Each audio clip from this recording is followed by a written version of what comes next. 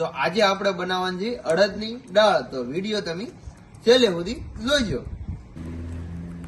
આપણે છે ને દાળ ઓરી દીધેલી છે અને હવે દાળ છે ને રાળ રાળ થાય ને ત્યાં સુધી હલાવવાનું છે. બેસી ન જાય ને દાળ ત્યાં સુધી ખાસ ધ્યાન રાખવાનું છે દાળ. આ ભાઈ આપણે છે ને દાળ પકવે ને ત્યાં સુધીમાં છે ને આપણે બધો લીલો મસાલો તૈયાર કરી નાખીએ. હવે છે ને આપણે ડુંગળી મોળવા મળ્યા છીએ અને થોડીક વાર પછી એને છે ને હવે ગ્રેવી કરી નાખી. ત્યાં સુધીમાં આપણે રાજુભાઈ છે ને કોથમરી સુધારે છે.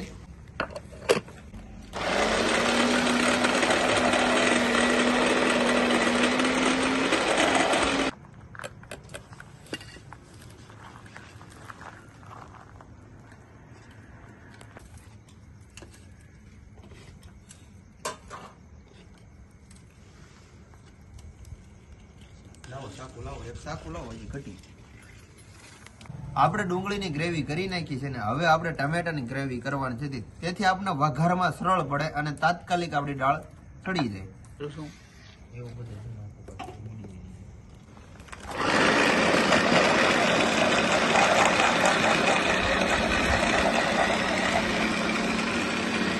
આપણે છે ને હવે મેહુલભાઈ લસણ બોલવા આવ્યું, એનો ટાંગો પણ ભાંગી ગયેલો છે, પણ તો પણ લસણ બોલે છે તો સારું કહેવાય. આપણે મેહુલભાઈ એટલી પાર્ટીમાં મદદ કરે છે.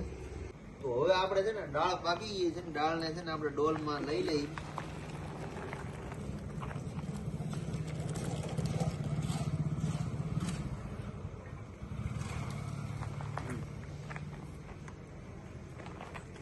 હવે આપણે છે ને લસણની પેસ્ટ બનાવવાની છે તો કરી નાખી.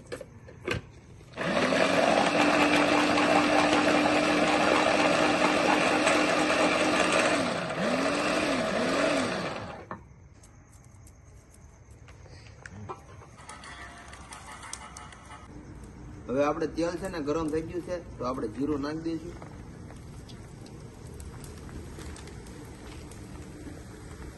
હવે લસણની પેસ્ટ,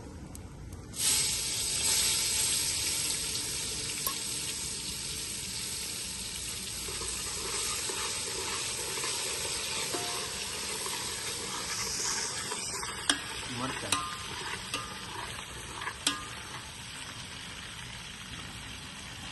મરચાં એડ કરી દીધા છે આપણે.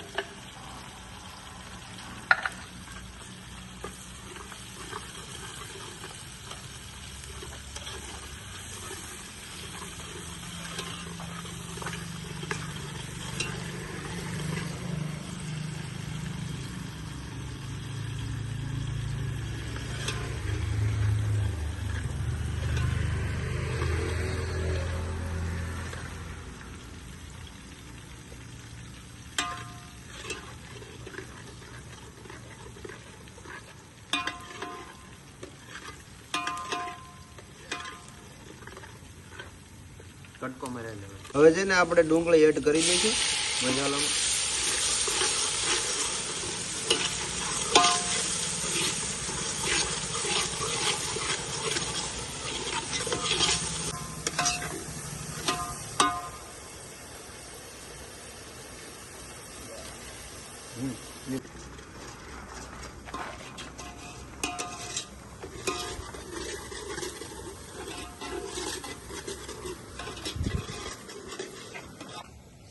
હવે છે ને આપણે ડુંગળીની ગ્રેવી પાકી ગઈ છે તો હવે આપણે ટમેટા એડ કરી દઈશું આમાં.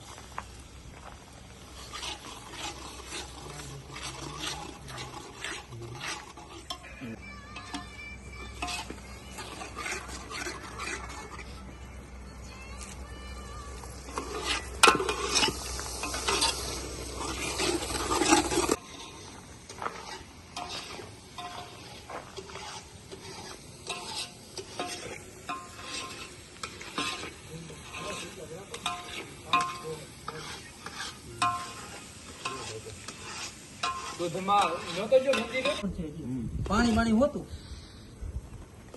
હવે છે ને આપણે ગ્રેવી પાકી ગઈ છે, દાળ એડ કરી દઈશું આમાં.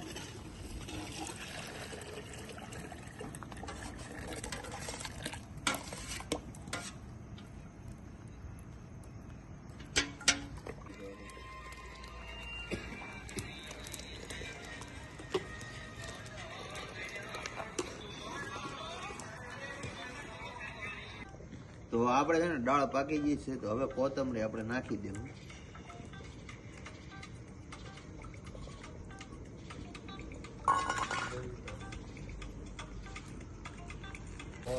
હા ને મેં 30 પેન્ડિંગ કર્યા હવે કે નાખતા નથી લાવ્યો સાહેબ થોડું કે એક વાર તમે દાળ પીવો એમ થોડું દાળ ખાવાની લે. હા તો તમાર ઘટે એલા છે આ બે અમાર